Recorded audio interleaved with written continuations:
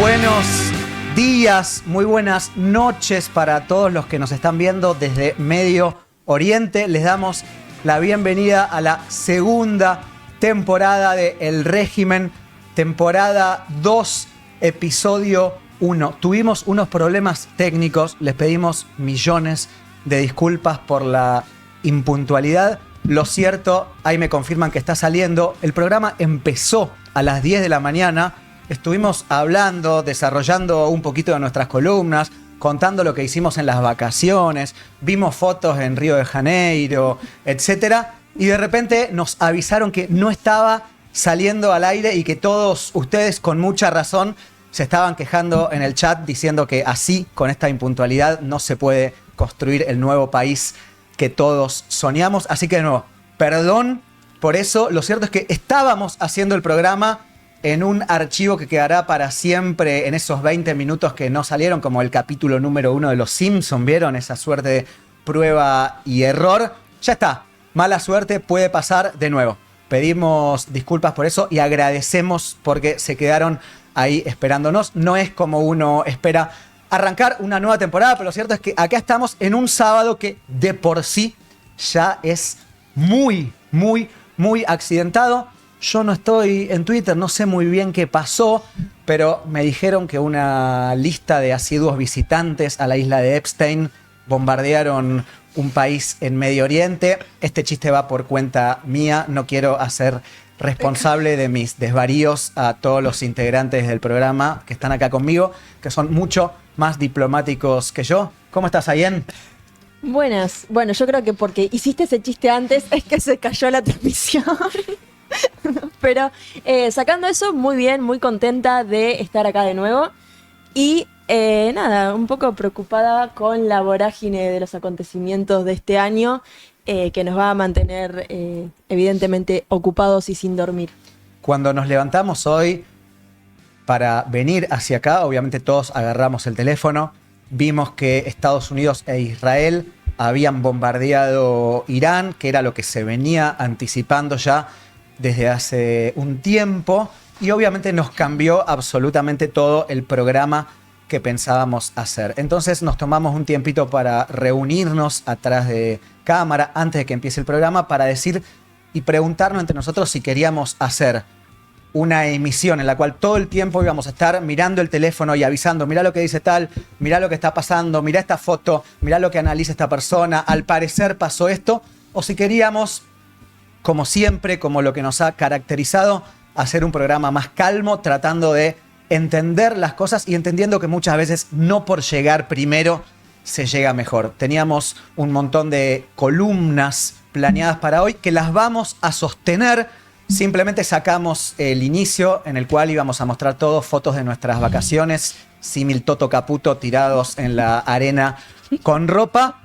Eso no va a pasar. Vamos a hablar un poco de Irán y Estados Unidos, pero después, obviamente, que vamos a estar atentos a la coyuntura, pero vamos a hacer el programa tal como lo teníamos planteado. Vivimos en un mundo en el que parece que hay que decir todo el tiempo al instante, y a veces es mejor parar la pelota un poquito y pensar. Voy a saludar a alguien que vino con la misma remera que yo y no fue planeado. En el caso de él se entiende mucho mejor porque es su causa, una de las grandes estrellas de este programa, la causa de todos, pero por supuesto él la hizo su bandera, más que el resto incluso. Juan Rattenbach, ¿cómo estás? ¿Qué tal? ¿Cómo andan? Bien, ya te estabas demarcando, ¿no? De la causa. No. No te deja pasar una. No, olvídate, no. Bueno, sí, pero vos te regalaste. Yo era partidario de entrar en un frenesí y estar enchufados con un teléfono mediante un suero y estar siguiendo minuto a minuto lo que está pasando en el mundo, pero bueno, me parece bien que reflexionemos un poco, que no dejemos llevar por la coyuntura. Y bueno, terminó el verano, si se quiere. Ahora arranca el otoño nuclear, quizás, sí, no lo sabemos. Así que bueno, acá estamos. ¿Cómo fue tu verano? Te vi muy tranquilo haciendo amistades en Twitter. Muchas amistades, por suerte, mucha gente que me manda mensajes diciéndome: seguí así, gracias por todo, muy bueno tus opiniones historiográficas. La verdad que muy interesante este verano en Twitter. Pero bueno, uno siempre quiere descansar y no puede.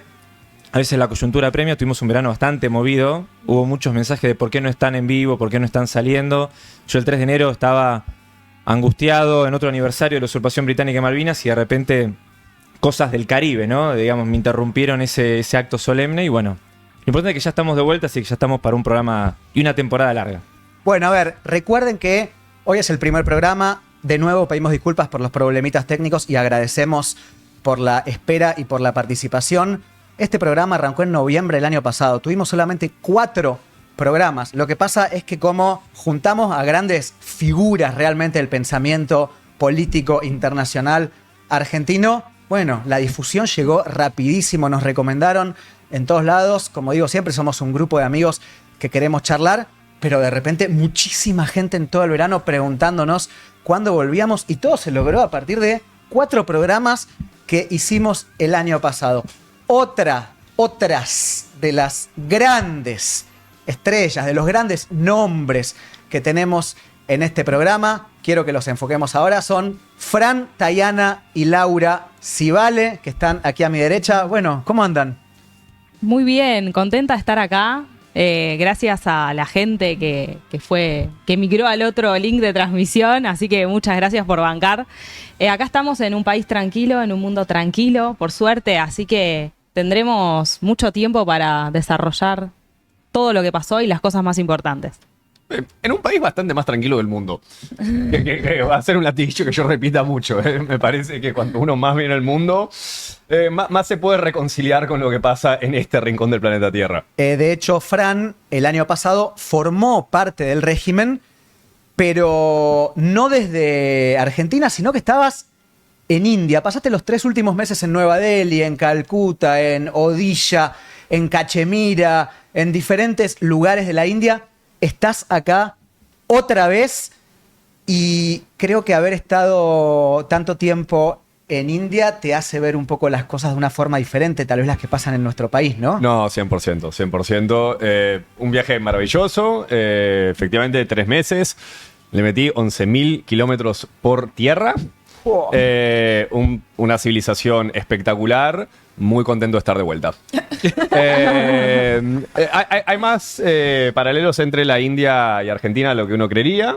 Entre ambas, lo que más destaco es que en ambos países las vacas son sagradas de maneras muy distintas. Es una cosa que intentaba explicarle a los indios que iba conociendo en el camino. Pero muy contento de estar de vuelta y muy contento de poder por fin estar acá en cuerpo y en alma. El carácter sacrosanto de las vacas, tanto en India como en Argentina, tiene diferentes consecuencias para las vacas. Sí. A ambos lados del océano, pero no deja... Y para las personas también, vamos a hablar del tema. Y para las personas también. No sé cómo estamos saliendo en YouTube, me confirman que está todo bien. Pido si podemos abrir las 3 cámaras para que nos veamos todos al mismo tiempo.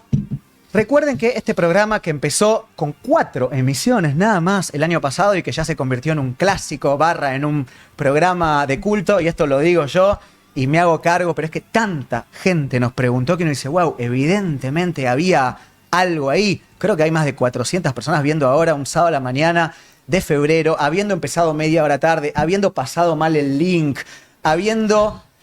creado el canal de YouTube ayer y el Instagram, y aún así hay un montón de gente mirando. Imagínense lo que va a ser cuando Lula venga a visitarnos al estudio en noviembre, cuando Pedro Castillo salga de la cárcel en Perú y su primera nota la venga a dar acá. Bueno, Para va a ese ser... momento intentemos que el link... Para ese momento intentemos que el link ande. Y si este programa funciona tan bien es porque además de nosotros, que somos un plantel rotativo y que hoy estamos los 5 acá y ahí nos estamos viendo, hay 3 personas más que forman parte del equipo y que van rotando. Uno es el profe Borda, todos lo conocen por supuesto. El otro es Agustín Chena, todos cracks en lo que hacen cada uno en su métier. Y el otro es Kevin Bryan, el gran nombre del momento de la política internacional en el Instagram con sus redes sociales Geográfica e Historia, que llegó a postear 20 posts por día el 3 de enero, el 5 de enero, cuando el resto estaba en San Antonio de Areco o en Chascomús. Bueno, Kevin estaba informándonos sobre lo que pasaba en Sudán, en Venezuela y en todo el mundo.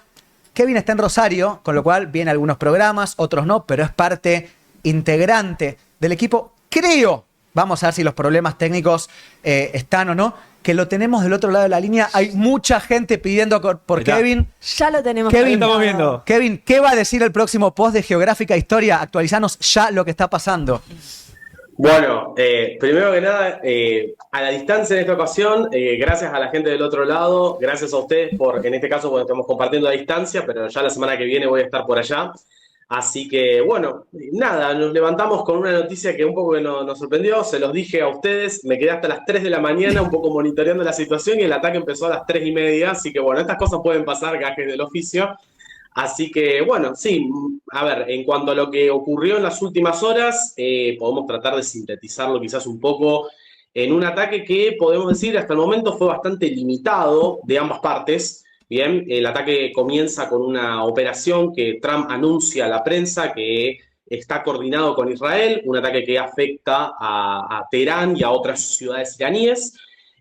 Posteriormente hay una respuesta iraní que se focaliza, por así decirlo, en las bases estadounidenses en lo que es el sector del Golfo, ¿no? En países como Bahrein, Emiratos Árabes, Qatar mismo. Así que eso es un poco lo que tenemos hasta el momento. Bueno, alguna de las cuestiones que están merodeando ahora es, ¿va a haber una segunda oleada de ataques de Estados Unidos? Da la sensación que por el despliegue que Estados Unidos tiene, podría llegar a haber una segunda oleada y también podría haber nuevamente una respuesta iraní. Así que el panorama de momento es ese en cuanto a lo que estuvimos viendo en el último minuto a minuto. Kevin, ¿qué crees vos? Y abro el debate a la mesa, porque al cabo, para ver el minuto a minuto, el vivo, lo van a tener en los noticieros, van a ver a la tarde en la TV Argentina con 99% de voceros de un lado y 1% representando al otro. Digo, más allá de la situación ahora, en este momento, ¿qué crees que es lo que persigue Estados Unidos e Israel con este bombardeo? Uno creería que están tratando de desarmar la estructura nuclear de Irán, pero otra gente también puede decir, bueno, buscan el cambio de régimen y tal vez matar al ayatollah. ¿Qué hay atrás? Bien. Yo creo que tanto Estados Unidos como Israel tienen objetivos distintos. Creo que en realidad lo que se está viendo y un poco, si uno busca el tuit que puso el canciller de Omán, Omán es uno de los países que hasta el día de ayer estuvo intentando hacer de mediador para justamente evitar una escalada regional, ¿no? Es uno de los países que oficia como mediador en este sentido. Ahora, cuando uno ve el tuit que puso en los últimos minutos el canciller de Omán, lo que dice es, Estados Unidos, esta no es la guerra de ustedes, no se dejen arrastrar, o sea, da a entender que hay como una operación o algo de Israel para intentar arrastrar a Estados Unidos a una operación a gran escala contra Irán. Yo creo que evidentemente lo que Irán está haciendo es responder a esos ataques, pero del otro lado tenemos a Israel que lo que uno percibe por la estrategia y por la retórica de Netanyahu busca un cambio de régimen, indudablemente, eso por un lado.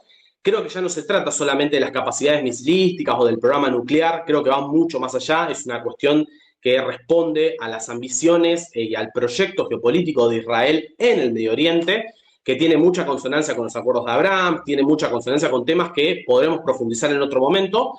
Bien, eso por un lado, mientras que Estados Unidos se ve arrastrado en buena medida por una presión que existe, que está claramente, después podemos quizás debatir, estarán quienes lo relacionan con cuestiones de favores o de cuestiones que quizás Trump le debe a Netanyahu, estarán quienes dicen tiene que ver esto con los archivos Epstein, cada uno sacará sus conclusiones, pero sí es una cuestión concreta de que hay una presión muy clara de parte de Israel para arrastrar a Estados Unidos a esta situación, que aparte se manifiesta en que los países del Golfo, cuando uno ve tanto países como Arabia Saudita, países como Bahrein, etcétera, hasta el momento siempre trataron de bajar un poco las tensiones, de decir, bueno, tratemos de fomentar las negociaciones. Bueno, a pesar de que ayer incluso, vuelvo a retomar las palabras del canciller de Omán, que ayer había dicho, hay un principio de acuerdo, Irán está tratando de alguna manera comprometerse, no avanzar con su programa nuclear y demás, y uno escucha el discurso inmediatamente posterior de Trump, y el discurso era, no estoy contento con lo que nos ofreció Irán y demás.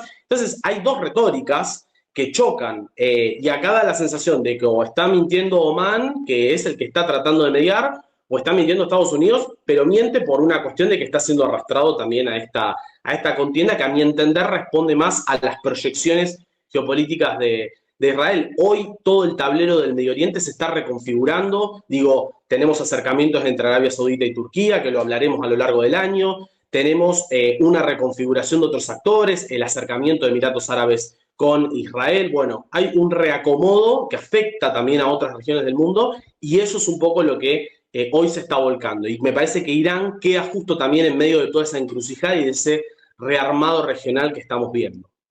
Históricamente, Irán, que es un país persa, no es árabe, al contrario de lo que muchos creen, y de religión islámica chiita, ha chocado mucho con Arabia Saudita y con parte de lo que se llama el eje sunita, que son árabes sunitas contra persas chiitas, por más que son en ambos casos musulmanes, ha chocado por una suerte de hegemonía del Islam, ¿no? A ver quién controla los caminos de la religión, quién controla la zona, etc. Había habido un acercamiento entre Irán y Arabia Saudita desde hace un tiempo, que en algún momento pareció imposible, los más chiitas y los más sunitas, digámoslo así, muy simple. Y de repente hoy pasó que luego del bombardeo estadounidense e israelí, Irán respondió, como vos dijiste, con un ataque limitado, pero atacando bases estadounidenses. Y no sé también si más objetivos en el Golfo, es decir, en estos países que uno caracteriza como los Emiratos petroleros, mega ricos, Dubái, Abu Dhabi, Arabia Saudita, Kuwait, Bahrein, ¿no? Esos países que están ahí en el Golfo.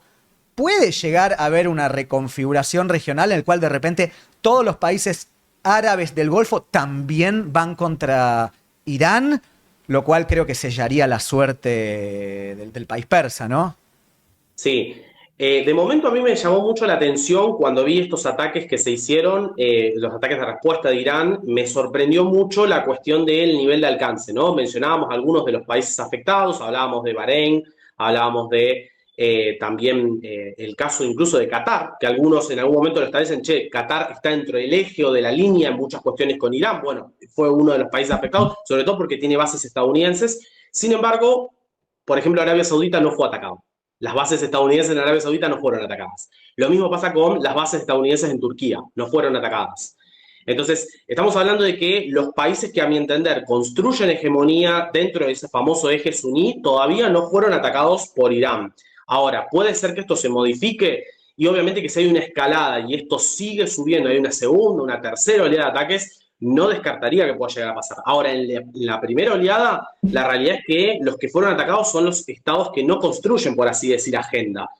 Son estados menores, Jordania, por ejemplo, que su incidencia no es tan contundente. Entonces, creo que también hay un intento ahí de, más allá del comunicado de repudio que Arabia Saudita pueda llegar a sacar diciendo, che, están atacando a los países del Golfo, esto no está bien y demás, más allá de ese comunicado de repudio, da la sensación como que el intento es de apaciguar y de tratar de quizás disuadir a Trump de una segunda o una tercera oleada eventualmente de ataques. Creo que un poco estamos en ese terreno donde las capacidades empezaron de a poco a ponerse a prueba y esto puede llegar a escalar, pero depende, por supuesto, nuevamente de Estados Unidos, porque la capacidad de escalar esto siempre va a estar por parte de Estados Unidos por el despliegue que tiene de su flota en todo lo que es la zona próxima al estrecho de Hormuz y las capacidades que tiene en todo el Medio Oriente, en el Mediterráneo Oriental y demás. Yo tengo muchas preguntas, no sé si alguien también quiere aprovechar que está Kevin, igual después vamos a seguir debatiendo un poquito entre nosotros antes de entrar a nuestros temas. Una cosa que me gustaría preguntarte, Kevin, decís esto, bueno, Estados Unidos, digamos, en cierto sentido tiene las cartas para escalar, pero a diferencia de otras intervenciones que hizo en la región, digamos, el caso más icónico sería 2003 Irak, no parece haber desplegado tropas terrestres, parece haber una reticencia enorme de poner, como le gusta decir a ellos, boots on the ground. Entonces, ¿hasta dónde puede realmente escalar esto y cuál es el compromiso de Trump con esto si no está dispuesto a llevar adelante una ocupación territorial de Irán que, dicho sea de paso, no sería estratégicamente para nada sencillo? Sería Claro. dificilísimo. Y perdón, Primero que Kevin, a nivel geográfico es muy complejo, pero fuera incluso de lo geográfico entramos también en el terreno de cuál es la estrategia que tiene Estados Unidos eventualmente si ocurriera un cambio de régimen, que es lo que quizás está buscando, lo que tanto se especula. Bueno, ¿qué viene después? Viene el hijo del Shah, que tampoco es que tiene un gran apoyo interno dentro de Irán. ¿Qué es lo que viene después de esto? Bueno, ahí entramos en un terreno donde no está muy en claro.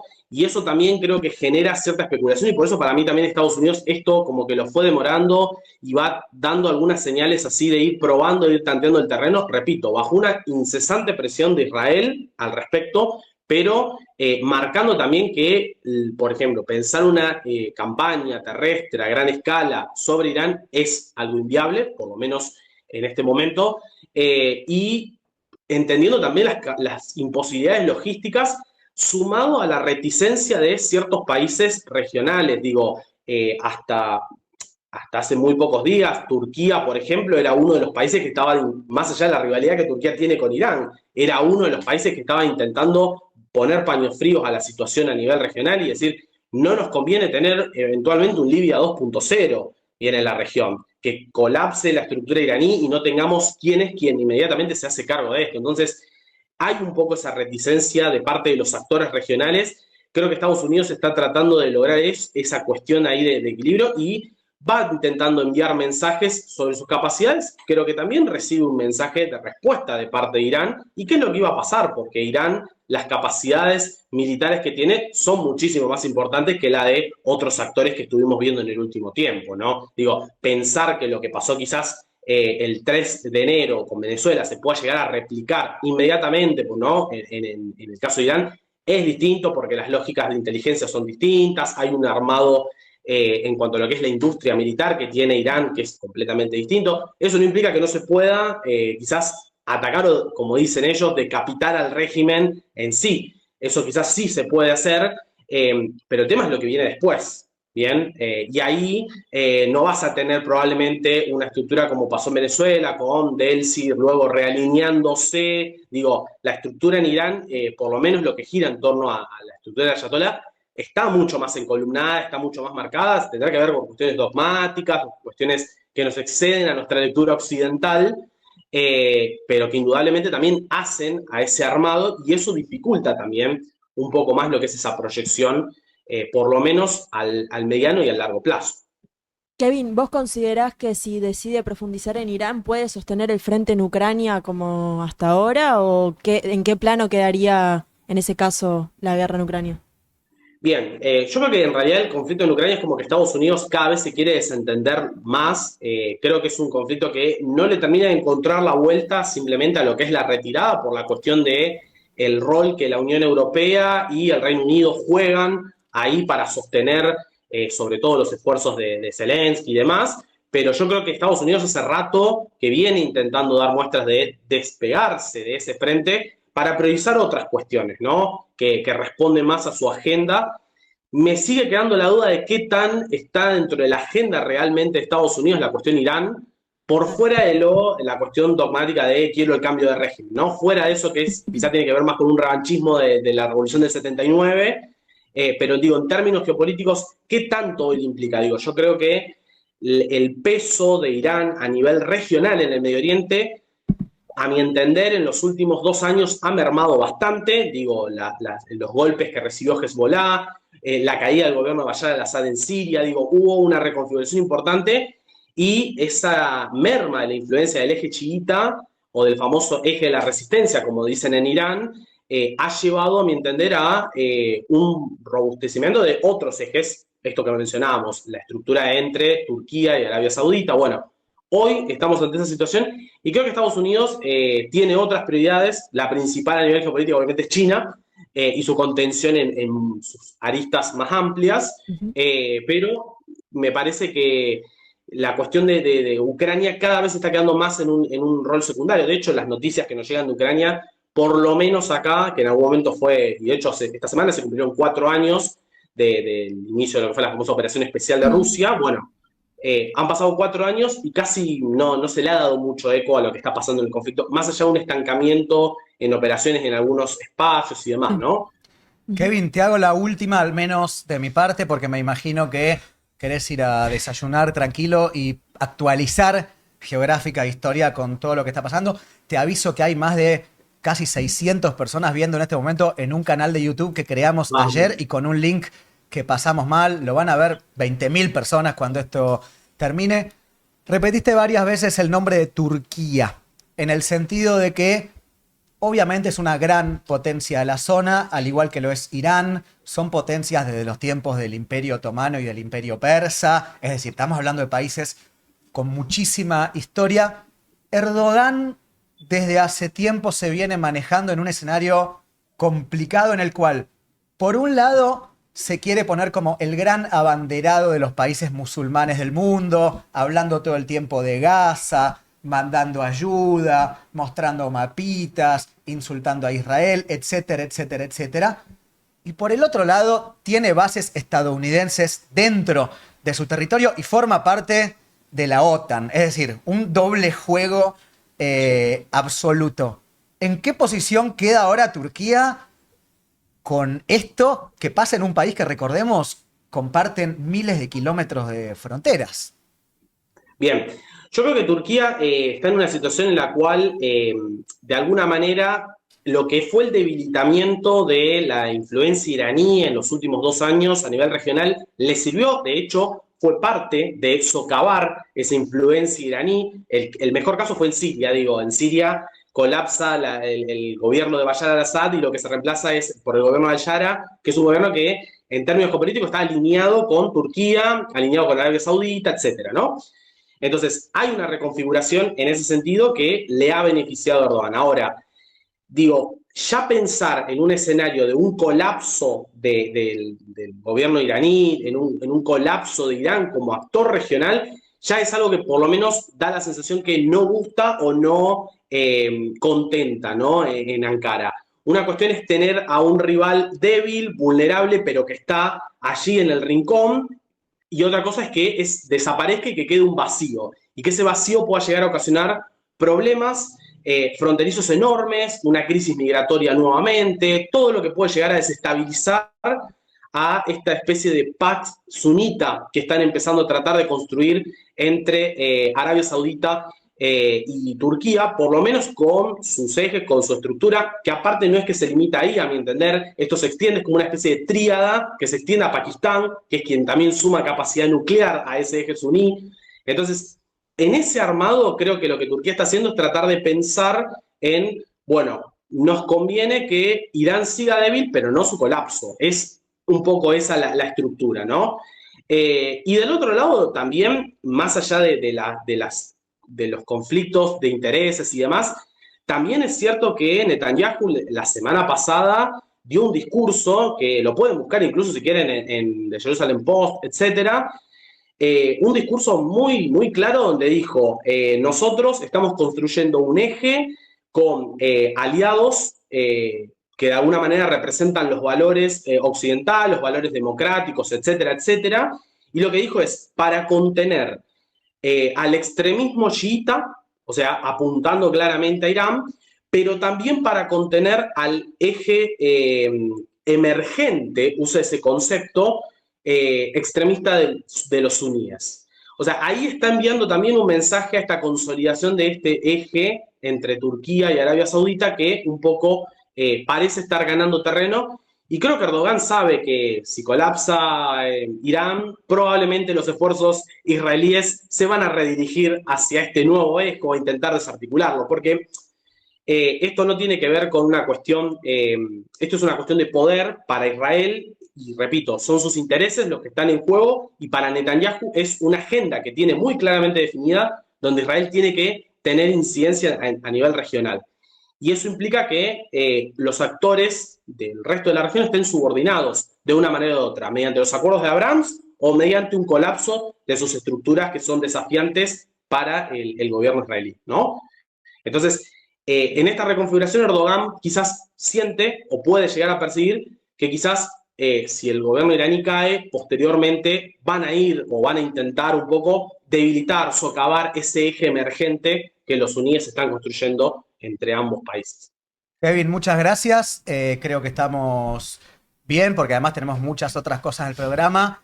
Te vemos la semana que viene acá en el estudio. Esperemos que para volver a tu rutina habitual de hablar de África. Así que bueno, muchas gracias por haberte conectado y te saludamos todos. Impresionante la hinchada de Kevin en YouTube. ¿Ah, sí? Estaba leyendo los comentarios. Nos mandó a todos los gordos geopolítica a alentar por Kevin. Literal, es realmente un escándalo. No. Yo digo que en este programa realmente juntamos un Dream Team, cada cual con su, como dije antes, con su especialidad. Fran Tayana, a quien tengo aquí a mi lado, viajó por todos los estados de China, todos. Desde Xinjiang hasta Mongolia Interior, habla chino. Laura, bueno, especialista en la Antártida y en Derecho Internacional, lo cual es muy importante en estos días entender qué se puede y qué no, más allá de que después cada cual haga lo que quiere. De hecho, Laura es nuestra pivot, porque ella va explicando todo lo que está mal de todo lo que vamos diciendo los demás. Ayen, que está acá, corresponsal en Telesur, con unos informes para entender América Latina que cada día salen mejor. Tenemos que tener un pie también en el continente, en donde no caen bombas por ahora, pero bueno, sabemos que se juegan un montón de cosas. Y Juan, nuestro malvinólogo y el tipo que Malvinero, y el tipo que realmente reinstaló el tema en agenda, incluso cosechando, bueno, algunos... muchas amistades, pero creo que somos un gran equipo. Bueno, a ver, paremos un poquito con Irán. Yo estuve en Irán, tal vez tengo cosas para decir y demás, pero no se trata tampoco de un programa de anécdotas. En el mundo pasan un montón de cosas, como dijimos, no queremos estar con el teléfono diciendo acaba de caer una bomba en no sé dónde, porque lo cierto es que para eso ya están los noticieros normales.